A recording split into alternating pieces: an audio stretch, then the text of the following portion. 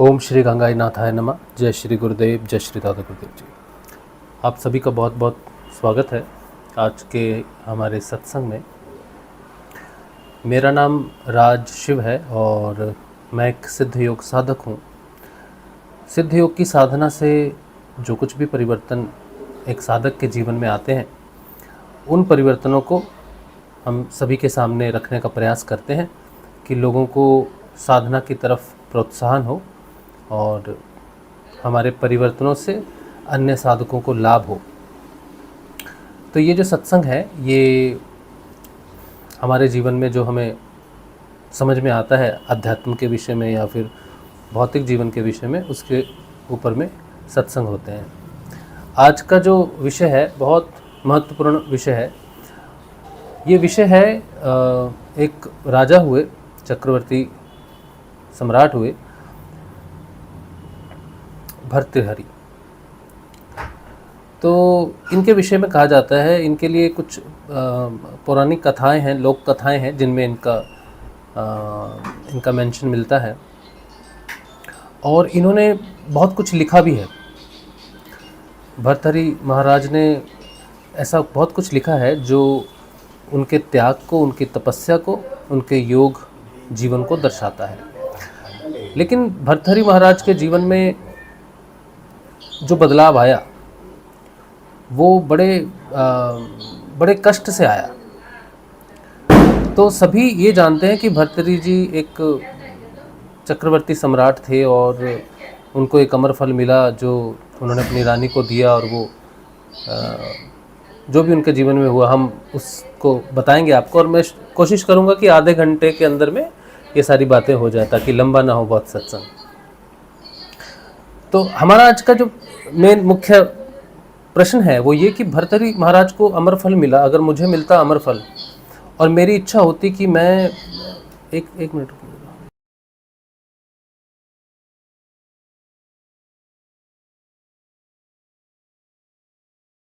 हाँ जी, तो मुझे अगर अमर फल मिले और मैं दुनिया में जीना चाहता हूँ, भोग करना चाहता हूँ, तो अमर फल मिल जाएगा, मैं अमर हो जाऊँगा।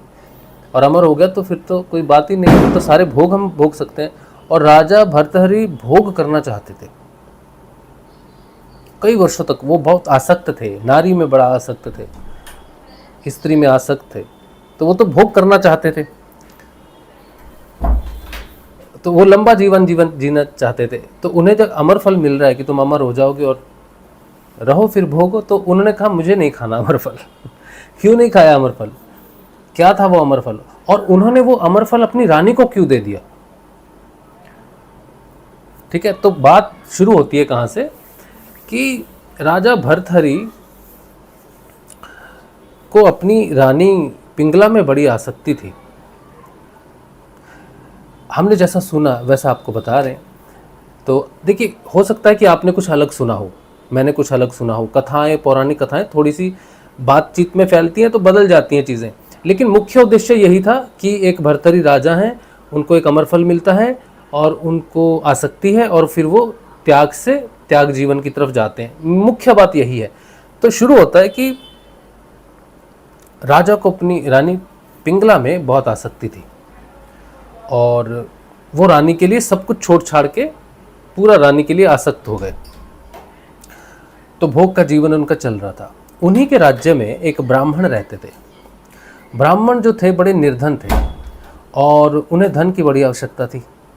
तो उन्होंने कोई भक्ति की, भगवान की भक्ति की, देवराज इंद्र की या किसी ऋषि की भक्ति, और वो प्रसन्नता से उनको एक फल देके चले गए कि ब्राह्मण ये लो, ये अमर फल है, इसको ग्रहण करने से तुम्हारे जीवन का जो है बेड़ा पार, तुम अमर हो जाओगे, कोई चिंता नहीं। तो उन्होंने कहा मुझे ये अमर फल नहीं चाहिए, मुझे धन चाहिए ताकि मैं अपनी भौतिक समस्याओं का समाधान कर सकूं। मतलब मैं निर्धन हूं,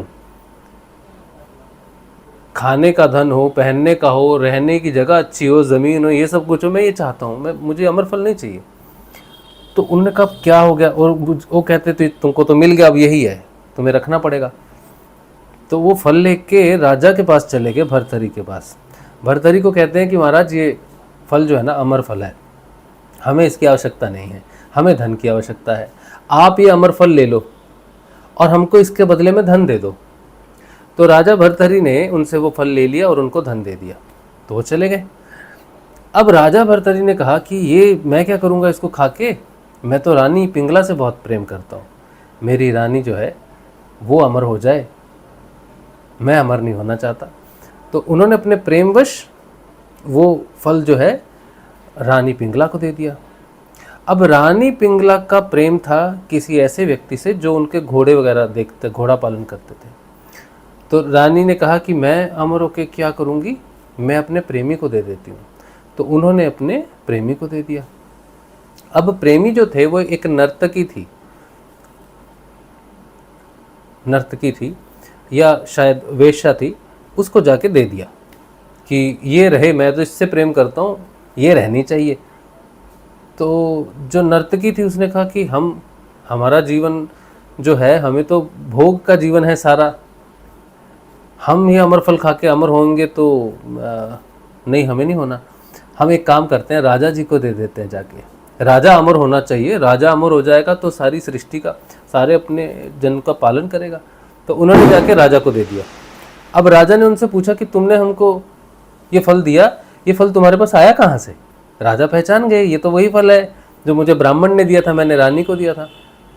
तो उन्होंने बताया कि मुझे ऐसे ऐसे एक अश्वपालक है उसने दिया। उसको बुलाया गया, बोला देखो तुम बताओ क्या है, कैसे मिला तुमको ये? तो पूछताछ करने का उन्होंने बताया कि हमें रानी ने दिया है। अब ये बात सुन के राजा का बड़ा हृदय टूट गया। मतलब राजा कह रहे यार ये तो क्या ही हो गया जिस रानी को हम इतना प्रेम करते हैं सब छोड़ दिया जिनके लिए, उन्होंने हमें धोखा दिया किसी और पुरुष के लिए। तो यहाँ से राजा भर्तहरि के जीवन में फिर अध्यात्म में वो प्रवेश करते हैं और तपस्या करते हैं वगैरह, जो कुछ भी करते हैं। राजा भर्तहरि के लिखे हुए शास्त्र हैं बहुत सारे, एक मैं आपको बताता हूँ, एक सेकंड।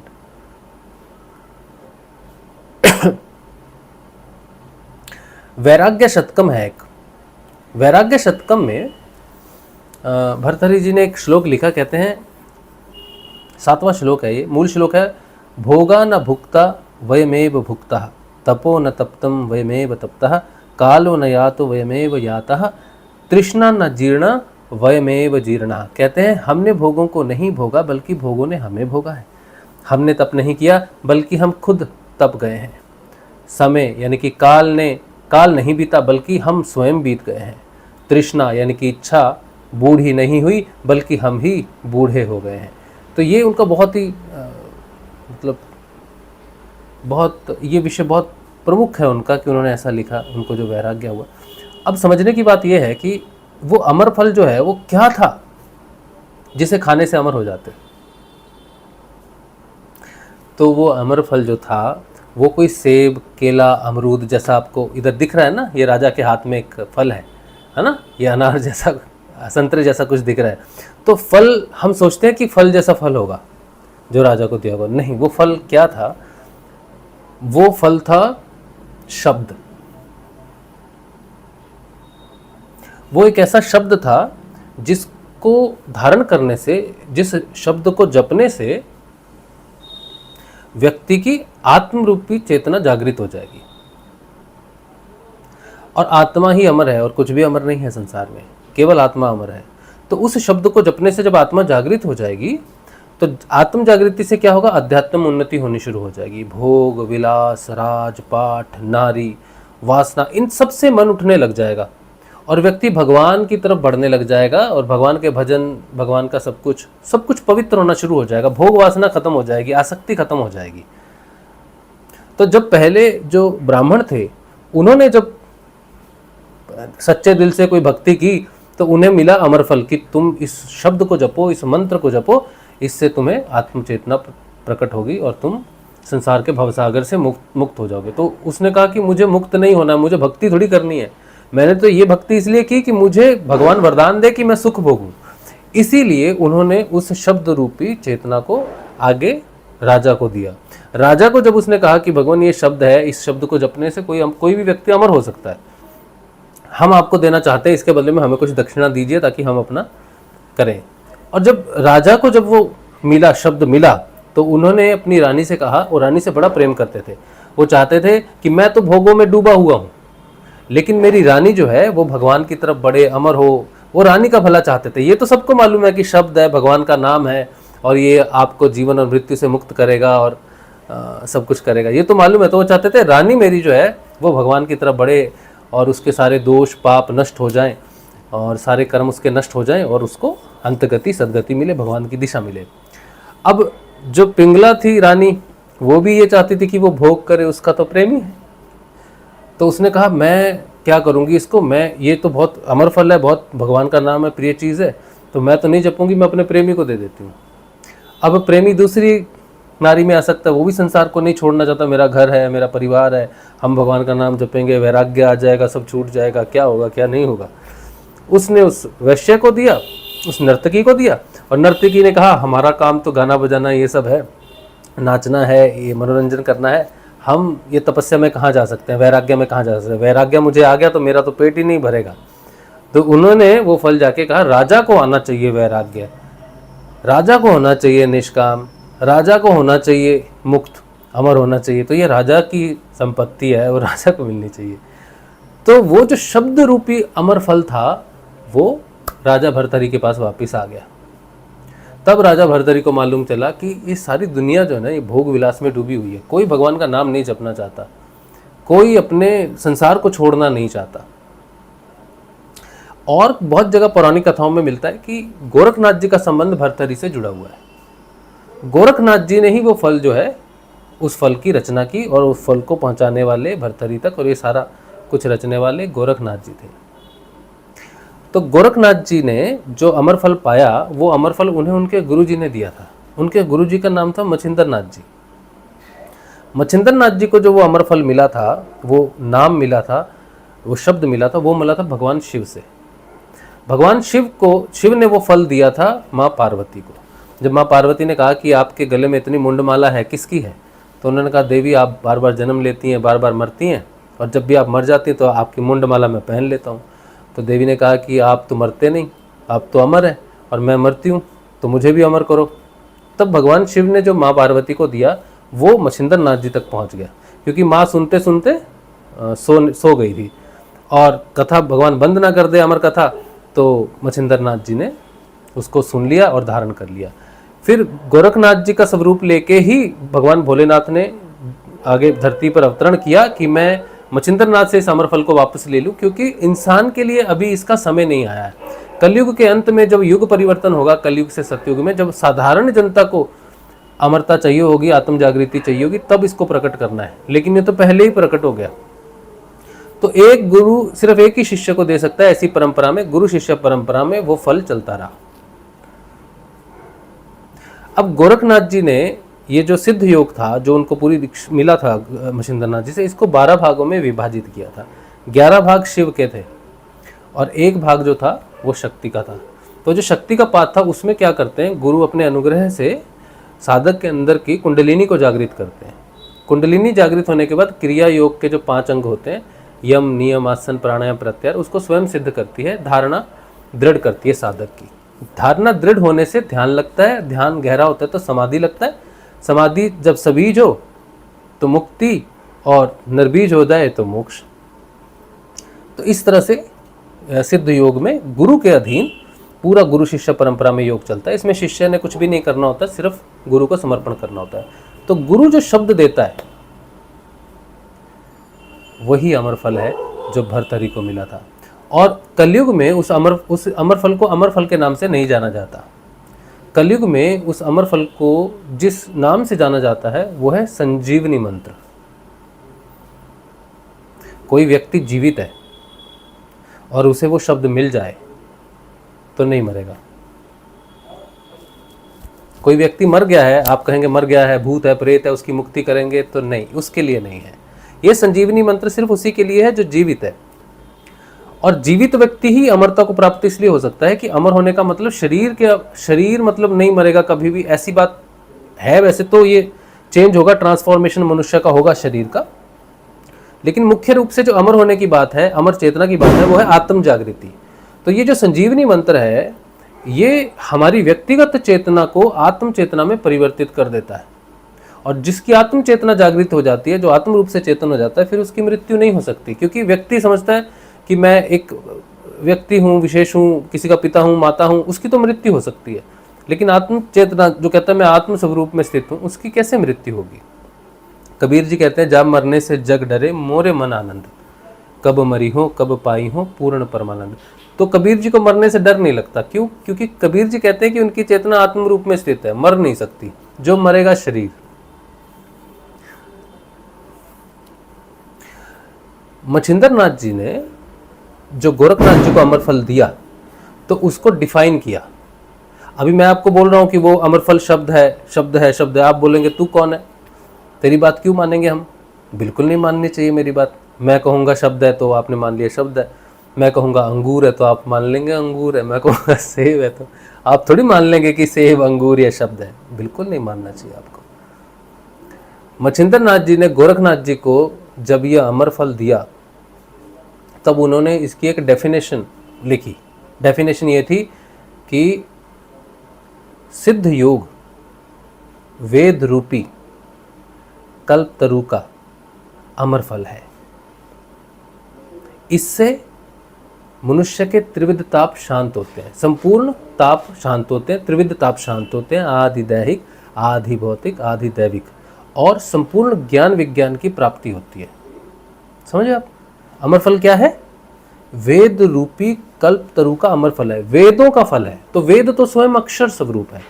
तो अक्षर क्या प्रकट करेगा? अक्षर से क्या प्रकट होगा? मैं एक लाइन बोलता हूं, उसको एक शब्द में आपने बना, होता ना हिंदी में होता ना, एक वाक्य को एक शब्द में बताओ, कहते हैं। तो मैंने पूछा कि मेरे माता जी के पति मेरे क्या लगे?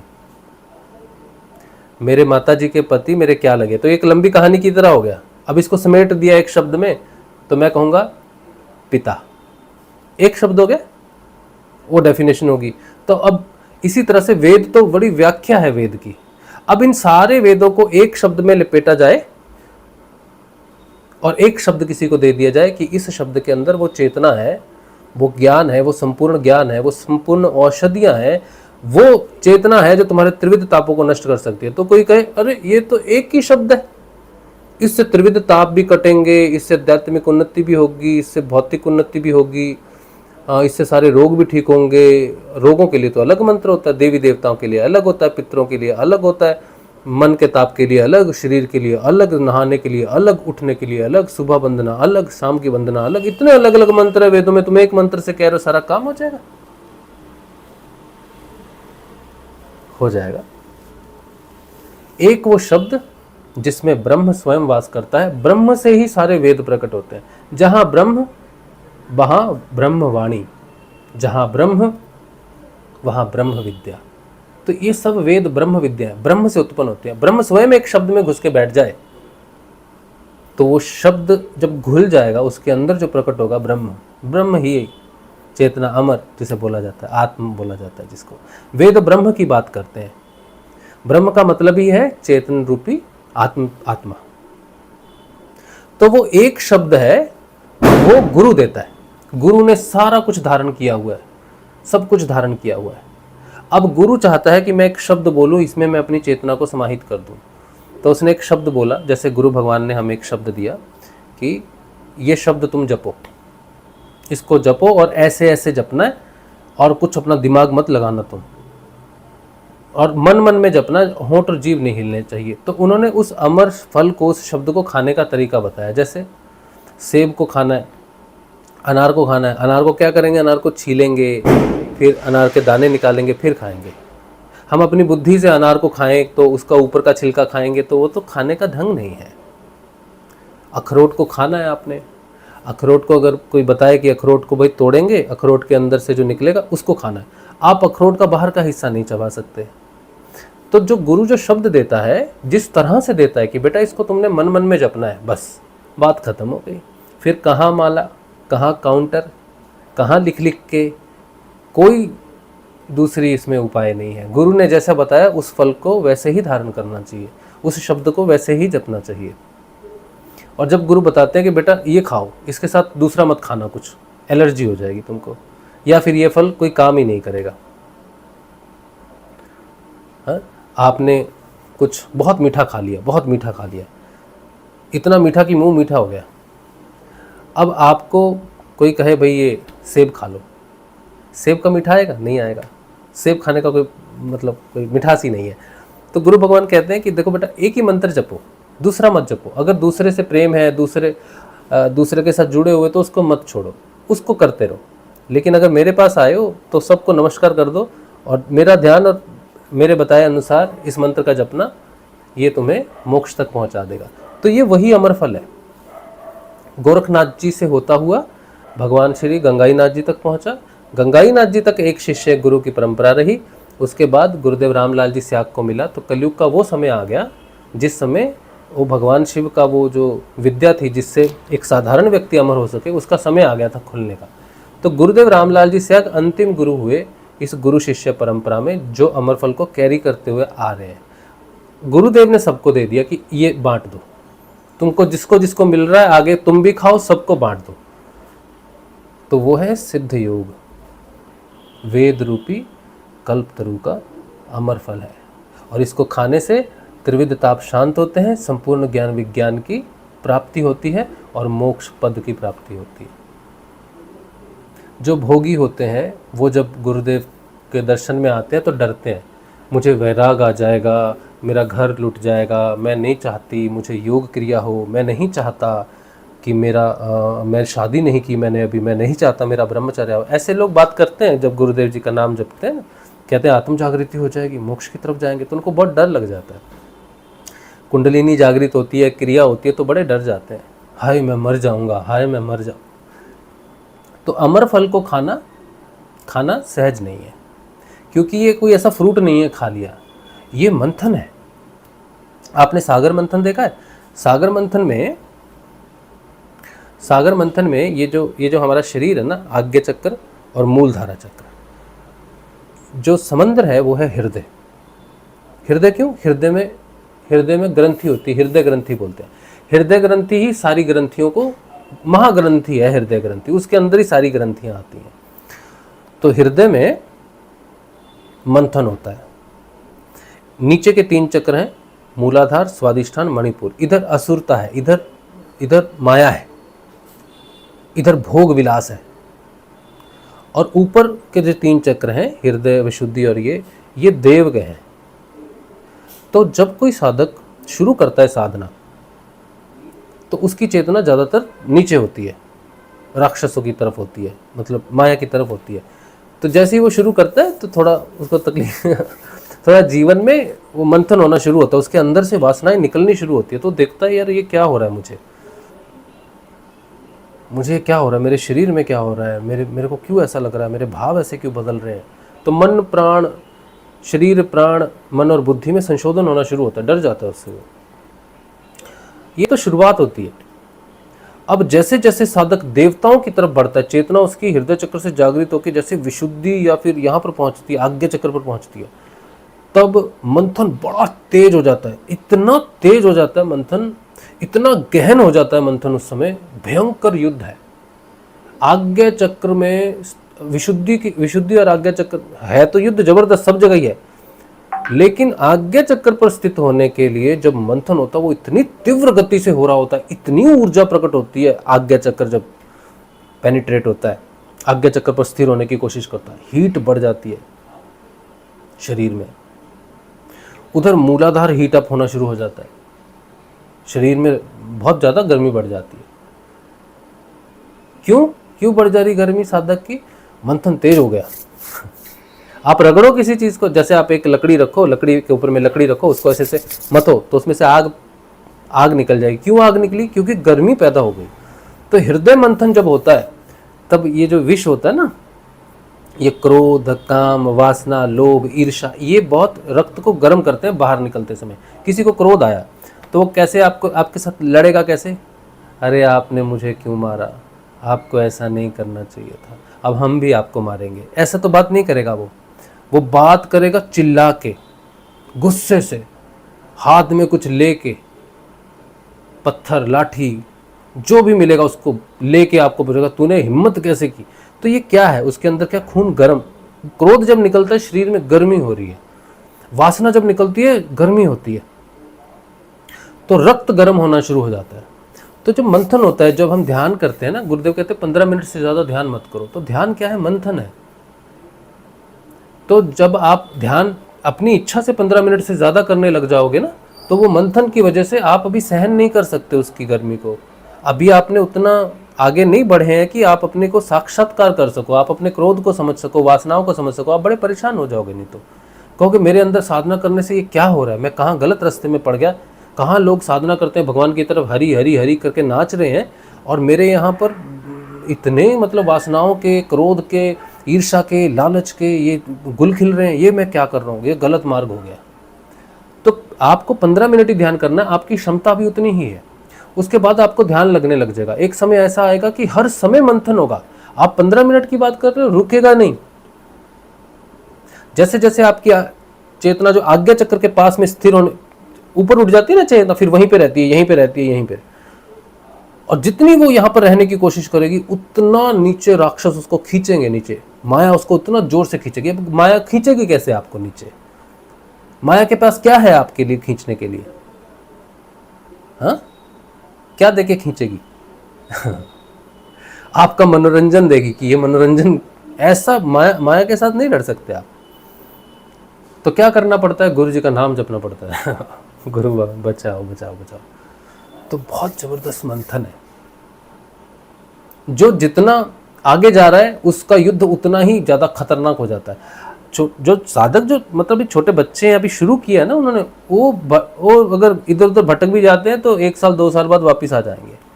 लेकिन कोई साधक है, बड़ी समय से तपस्या कर रहा है, उसको देखते हैं कि यार बड़ा समय से लगा है, इसमें परिवर्तन भी उसमें आ जाते हैं, बड़े जबरदस्त परिवर्तन आ जाते हैं। और फिर अचानक क्या करता है, कुछ ऐसा कांड हो जाता है कि भैया यार ये इसको तो हम मानते थे, बड़ा ये था वो था, गिर जाते हैं। और गिरते वो हैं जो इस डोर को अपने हाथ में ले लेते हैं कि हमने सीख लिया, हमने जान लिया, हमें हो गया, हमें साक्षात्कार हो गया, ये हो गया, वो हो गया, अब हम चल लेंगे। तो साधक कहीं भी पहुंच जाए, वो नीचे वो झुका हुआ ही होता है। साधक बड़ा या छोटा नहीं होता, बड़ा सिर्फ एकमात्र गुरु ही होता है, बाकी सब ग्रहण करने वाले हैं, सब भिक्षक हैं, भिक्षु हैं सबके सब। तो हमेशा साधक को झुके रहना चाहिए और स्वीकार करना चाहिए कि ये वासना अगर मेरे अंदर से निकल रही है, तुम्हें 10 साल हो गए, 20 साल हो गए, 25 साल हो गए, अभी भी वासना अगर निकल रही है, तो तुम्हें स्वीकार करना चाहिए कि अभी पूरी तरह से खत्म नहीं हुआ अंदर का काम, अभी मंथन खत्म नहीं हुआ, चल रहा है अभी। तो मंथन से सारी गर्म चीज़ें निकलती हैं, सब कुछ खराब निकलता है, ऐसा नहीं है। मंथन देवता भी तो करते हैं, तो मंथन से देव वृत्तियाँ भी निकलती हैं। आपको सुख, शांति, लाभ, भौतिक लाभ भी होते हैं उससे। लेकिन ये युद्ध चलता रहता है जब तक मंथन चलता रहेगा आपका। जब हृदय की ग्रंथि पूरी खुल जाएगी, मन शांत हो जाएगा, कुंडलिनी रूपी सर्प है ना, हाँ, कुंडलिनी को सर्प बनाया हुआ है, हृदय घड़ा है जिसमें सब कुछ भरा हुआ है, मन की मथानी से बंधा हुआ है, मन कभी ऊपर, मन कभी नीचे, मन से बांधा हुआ है उसको, सर्प को। तो कि गुरु जी कहते हैं मन मेरे को दो, मैं रखूँगा कंट्रोल मन को, मैं ऊपर खींच के रखूँगा इसको। तो गुरु जी ऊपर खींच के रखेंगे तो अच्छी चीज़ें प्रकट होंगी। जैसे ही मन नीचे जाएगा वैसे ही बुरी चीज़ें प्रकट होती है। तो मन भागता है, अच्छी चीज़ें, बुरी चीज़ें, उसको तो भोग करना, उसको तो मालूम नहीं है। तो मन को खाली करना बड़ा ज़रूरी है। तो मन आज्ञा चक्र से ऊपर नहीं जाता, ध्यान में प्रवेश नहीं करता। तो एक ध्यान एक ऐसी स्थिति है जिसे तुरिया स्थिति बोलते हैं, आत्म जागृति की स्थिति बोलते हैं। आत्म जागृति के समय काल कुछ भी नहीं है, काल अतीत है तुरिया। आज्ञा चक्र पर जा जाने से द्वैतवाद रहता है, द्वैतवाद है तो मतलब माया है, लेकिन काल अतीत हो जाता है वो व्यक्ति, माया का प्रभाव नहीं पड़ता उस पर। ध्यानी की मृत्यु नहीं हो सकती। मृत्यु सिर्फ 3 अवस्थाओं में हो सकती है, सोते हुए, स्वप्न देखते हुए, या हम जाग रहे हैं, ये सब कर रहे हैं, इस समय हो सकती है। लेकिन ध्यान के समय मृत्यु नहीं हो सकती। जो योगी होते हैं वो ध्यान में बैठते हैं और अपनी चेतना को उठाते हैं, ब्रह्म अंदर से निकाल देते हैं, शरीर गिर जाता है। लोग कहते हैं अरे मर गया, नहीं मरा, शरीर गिर गया उसका, वो नहीं मरा, ध्यान की कभी मृत्यु नहीं होती, इसे बोलते हैं योगिक मृत्यु, इच्छा मृत्यु।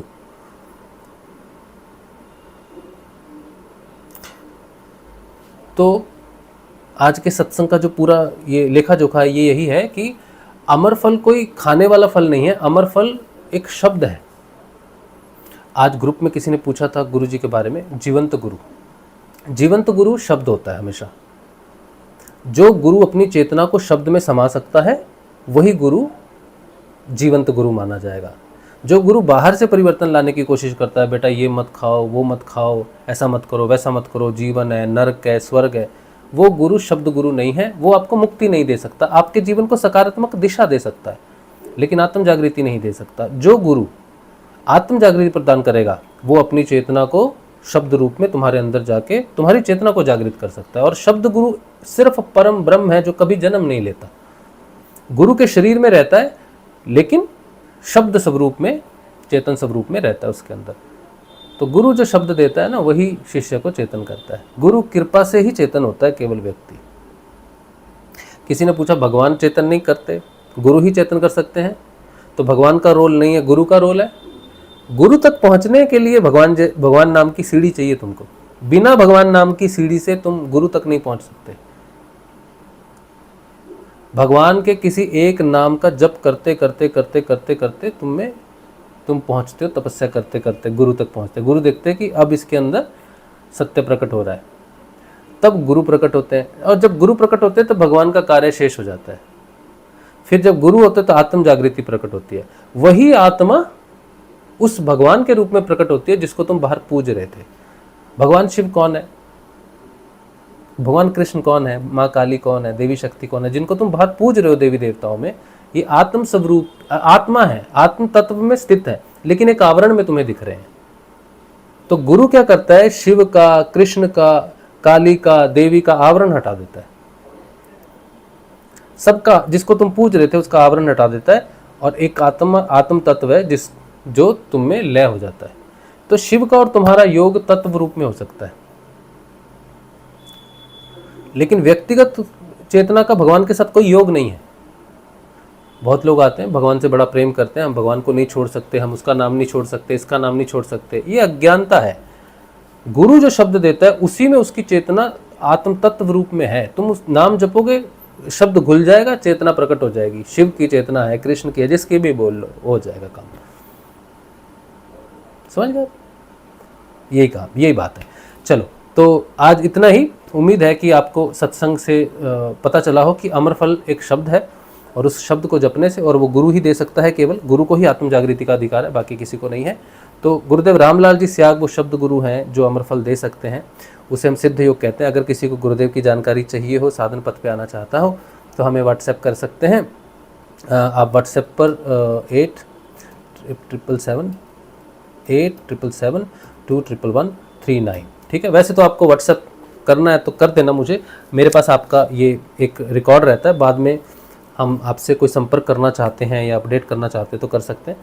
तो 8777 राजशिव पर आप मुझे व्हाट्सएप करें कि आपको गुरुदेव की जानकारी चाहिए जो आत्म दिशा की तरफ लेके जाए, आपको आत्म जागृति की तरफ लेके जाए, वो शब्द, वो अमर फल आपको मिले, संजीवनी मंत्र आपको मिले, तो हम आपको निःशुल्क जानकारी, गुरुदेव की जानकारी बिल्कुल निःशुल्क है, कहीं आना जाना नहीं है। और बिल्कुल ये सवाल नहीं पूछना कि गुरुदेव तो अभी शरीर में नहीं है, वो शब्द में है। जो शब्द उन्होंने दिया है उसको जपने से आपका काम हो जाएगा। तो वो शब्द हम आपको, वो संजीवनी मंत्र जो है, गुरु जी की तस्वीर, जीवित तस्वीर है, गुरु जी की तस्वीर का ध्यान और वो शब्द का मानसिक जप पूर्ण समर्पण के साथ आपको आत्मलाभ देगा। तो वो हम आपको व्हाट्सएप पर, आप हमें व्हाट्सएप ही करना, फ़ोन नहीं करना, क्योंकि फ़ोन तो बस फ़ोन बहुत मुश्किल है फ़ोन पर बात करना, जो व्यस्तता रहती है हमारी। क्योंकि अगर हम एक व्यक्ति से बात करते हैं ना, उतने समय में हम बहुत सारे दूसरे काम कर लेते हैं, बहुत सारी कुछ लिख लेते हैं, बहुत कुछ कर पाते हैं। तो आप हमें मैसेज करें, वॉइस मैसेज करें, हम समय मिलने पर सुन के उसको आंसर देंगे आपको, ठीक है। इसके अलावा आप चैनल को सब्सक्राइब कर सकते हैं, ज्वाइन कर सकते हैं, सहयोग मिलता है उससे। और अगर आप सत्संग चलाने में, ये सत्संग सहयोग से चलता है, तो अगर आप सत्संग, ऐसे सत्संग में जो आपको सत्संग की सिद्ध साधना की जानकारी दे, अगर आप चाहते हैं चलता रहे, तो ऐसे सत्संग चले तो सहयोग से चलते हैं। और तब भी आप सहयोग जो है 8777211139 इसी नंबर पे राजू शर्मा हमारा नाम, ठीक है, इस पर कर सकते हैं। ये तो हो गया सत्संग आज का गुरुदेव श्री के चरणों में। अब आपके जो प्रश्न होंगे उनको हम अगले 10 मिनट में लेंगे। अब कोई प्रश्न आप नहीं भेजेंगे, बस हो गया ये प्रश्न, क्योंकि बहुत लंबा सत्संग होगा तो फिर लोगों को देखने में मुश्किल होती है। अब आ जाते हैं पहला, सभी को जय श्री गुरुदेव। राम सिंह कह रहे हैं पर कब होगी खत्म भोग वासना, ये तो हमको नहीं मालूम। दिनेश लोहार कह रहे हैं नाम जब करते समय बार बार ब्रह्मचर्य टूट जाता है, इससे मुझे लगता है कि मैं बहुत कमज़ोर हूँ, शरीर में ताकत नहीं है, तो ध्यान कैसे लगेगा, समाधि कैसे लगेगी। देखिए हम नहीं जानते कि आप कौन सा योग कर रहे हैं, क्या कर रहे हैं, कैसे कर रहे हैं, हम नहीं जानते। जिस योग में हम हैं, जो सिद्ध योग है, इसमें गुरुदेव ने कहा है कि तुम्हें कुछ नहीं करना है, तो तुम ब्रह्मचर्य क्यों कर रहे हो। जब तुम खुद ही करने में लगे हुए हो तो गुरु तुम्हारे लिए क्या ही करेगा, तुम तो खुद ही सक्षम हो, गुरु की आवश्यकता ही नहीं है। जब गुरुदेव ने कहा कि ये नाम जपना है, ध्यान करना है, इसके अलावा आपने कुछ नहीं करना है, सिर्फ साक्षात्कार करना है, तो फिर आपके ब्रह्मचर्य करने से आपको आध्यात्मिक लाभ कैसे होगा। ये हठ योग नहीं है। अगर आपका गुरु हठ योगी हो और वो कहे बेटा हठ से रोको, लंगोट बांधो, ये खाना खाओ, वो खाना खाओ, इस तरह से चलो, उस तरह से उठो, ये छोड़ो, इतने बजे सुबह उठो, ये करो, ये दंड बैठक करो, तो वो हठ योगी है। गुरुदेव श्री रामलाल जी सियाग हठ योगी नहीं है, सिद्ध योग की दीक्षा देते हैं और वो ग्रस्त जीवन में है, किसी प्रकार की कोई समस्या नहीं होती है। समस्या मनुष्य खुद पैदा करता है। गुरुदेव साफ कहते हैं कि बेटा जब मेरे पास आया तो पूर्ण समर्पण करके आओ, पीछे कुछ है तुम्हारे, तुम उसका मंत्र जप रहे हो, तुम उसकी कोई ताबीज पहन के आए हो, कुछ पहन के आए हो, तो मैं तुम्हें कोई लाभ नहीं दे सकता, साफ कहते हैं। और जितने लोगों को हमने गुरुजी का ये मंत्र पहुंचाया है, ये गुरुजी का मिशन पहुंचाया है, हम हमेशा गुरुजी का एक वीडियो साथ भेजते हैं और कहते हैं कि ये खास वीडियो है, इसे जरूर देखना। उसमें गुरुजी कहते हैं कि मेरे वाले मंत्र के साथ कोई दूसरा मंत्र नहीं चलेगा। तो क्या करते हैं, ऐसी बहुत सारी एग्जांपल्स हैं कि लोग आते हैं, उन्होंने कोई अंगूठी पहनी है, कोई ताबीज पहना है, कोई कवच कर रहा है, कोई कुछ कर रहा है, तो वो क्या करते हैं, आते हैं इसी लालच में कि यहाँ भी कुछ मिल जाए हमको, तो वो 7-8 दिन के लिए बंद कर देते हैं कि देखते हैं जाके कुछ मिला, पूर्ण समर्पण करके कुछ मिला तो ठीक है, नहीं तो फिर वापिस वही शुरू कर देंगे। तो जहाँ वापिस आने का रास्ता है ना, वहाँ समर्पण नहीं है। समर्पण का मतलब है तुम्हारे पास वापिस आने का रास्ता नहीं है, तुमने अपने प्राण उस पर लगा दिए। अब जो बेचारा सैनिक लड़ने जा रहा है युद्ध में जा रहा है ना, अब वो जा रहा है तो उसको पता है कि मैं जा रहा हूं लड़ने के लिए, तो वो प्राण लेके ही तो जा रहा है ना प्राण अपने बॉक्स में रख के जा रहा है, मैं आके प्राण धारण कर लूंगा, शरीर से मैं लड़के आता हूं, प्राण लेके ही जाता है ना बॉर्डर पे। तो साधना में गुरु के पास जो आता है वो प्राण हाथ में लेके आता है, पीछे जाने का रास्ता नहीं है गुरु के मार्ग पर। कोई भी मार्ग हो गुरु का, सच्चा गुरु का मार्ग सिर्फ उसी की तरफ जाता है, पीछे नहीं है। और जो पीछे रास्ता छोड़ के आता है, चने बादाम गिरा के आता है कि हाँ मैं याद रखूंगा, यही रास्ता है मेरा, फिर उसको कोई लाभ नहीं होता। सिद्ध योग की साधना कभी किसी को कोई किसी प्रकार का कष्ट नहीं देगी, जीवन को उथल पुथल नहीं करेगी। उथल पुथल तुम स्वयं करोगे, हाँ, तुम्हारी अज्ञानता करेगी। ठीक है, चलो। तो सिद्ध योग में आपको नहीं करना है ब्रह्मचर्य का पालन, नाम जप करना है और ध्यान करना है 2 समय बस। हाँ, रांसी कह रहे भीतर प्रकाश का हो जाना क्या मतलब है, और भीतरी प्रकाश से कैसे सत्य का ज्ञान होता है और कैसे भ्रम मिटते हैं। देखो, जब सत्य पता चल जाता है तो भ्रम मिट जाता है। सत्य स्वयं प्रकाश है। अब मैं तुम्हें कैसे बताऊं, मैंने बहुत बार बता चुका हूं कि ये जैसा ये प्रकाश दिखता है, तुम्हें प्रकाश बंद कर दे तो कमरे में कुछ भी दिखाई नहीं देगा, है ना। ये भौतिक प्रकाश है, चीज़ों को देखने में सहायता करता है। इसी तरह सत्य जो प्रकाश होता है वो बुद्धि पर पड़ता है, तब बुद्धि सही और गलत को हटा देती है और वो चीज़ देख सकती है जो सत्य स्वरूप है। सही गलत हो जाता है, गलत सही हो जाता है समय के अनुसार, लेकिन सत्य शाश्वत है, सनातन है, जैसा है वैसे ही रहता है। इसीलिए शिव को बोला जाता है शिव सत्य है। क्यों है? क्योंकि शिव जैसे है वैसे ही है, पूर्ण है, पूर्ण थे, पूर्ण है, पूर्ण रहेंगे। सत्य कभी नहीं बदलता, समय का, काल का, भेद का, स्थान, कुछ किसी चीज़ का फर्क नहीं पड़ता सत्य पर। तो वो जब जागृत हो जाता है तब हमें समय अतीत, स्थान अतीत ज्ञान होना शुरू हो जाता है, माया का भेद खुलना शुरू हो जाता है।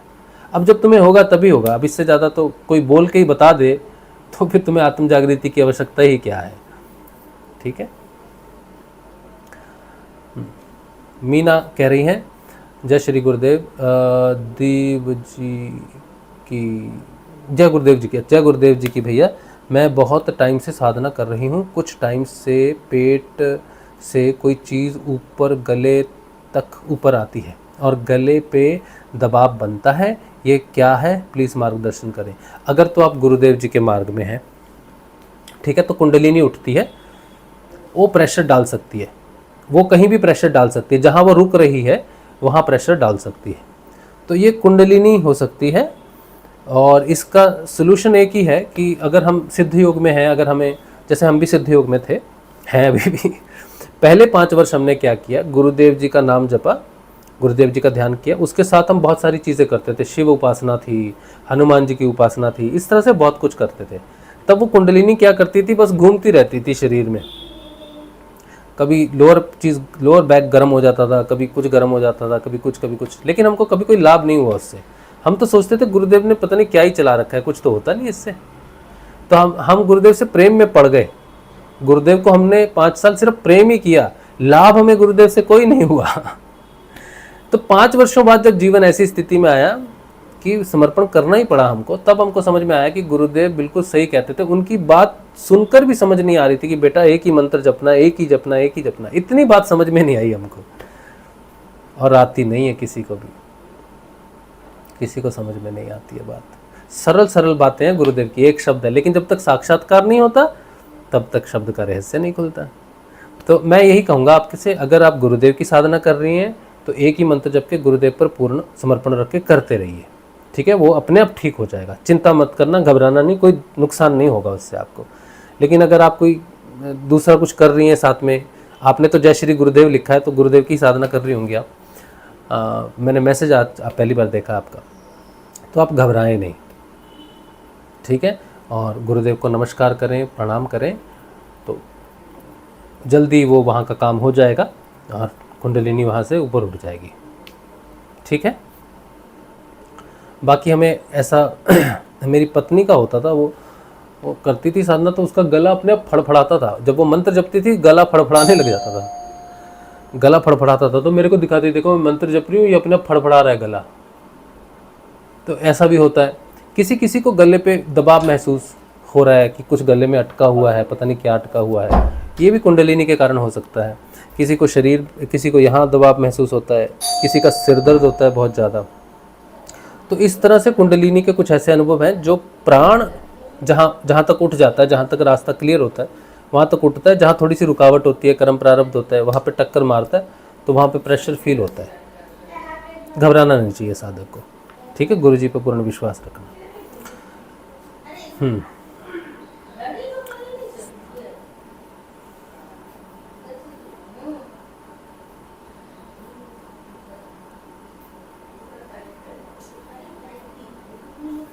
स्वाति कह रही है कि संसार से मुझे भागना नहीं है। हाँ ठीक है, अच्छी बात है, बहुत अच्छी बात है। तुम भागती हो, तुमने क्या भ्रम फैलाया था, तुम्हें याद है? तुमने जो झूठ बोला था, याद है ना तुमको? तुमने अपनी मृत्यु का झूठ बोला था कि मैं मर गई हूँ, सबको बुला दिया, हमने कितना शोक मनाया था तुम्हारी मृत्यु का, अरे स्वागति का बहन मर गई है, याद है तुमको कि नहीं याद है? तो इस तरह का झूठ कोई बोलता है साधक कभी?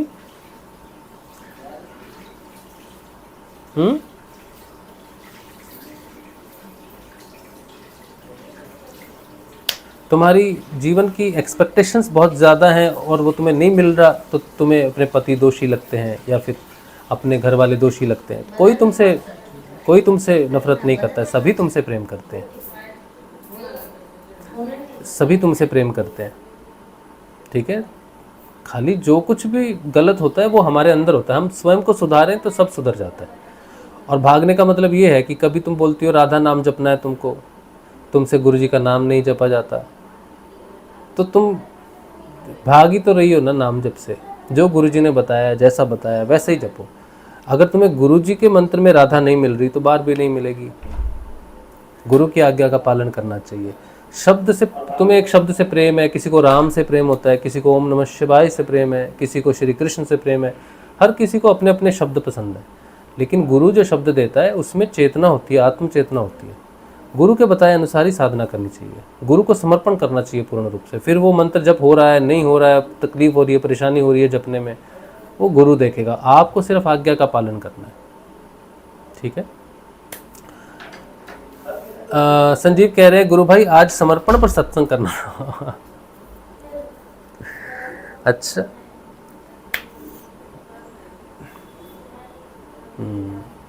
चलो बाद में कर लेंगे समर्पण, ये भी समर्पण ही है, सत्संग सारे समर्पण के समर्पण भी चलते हैं।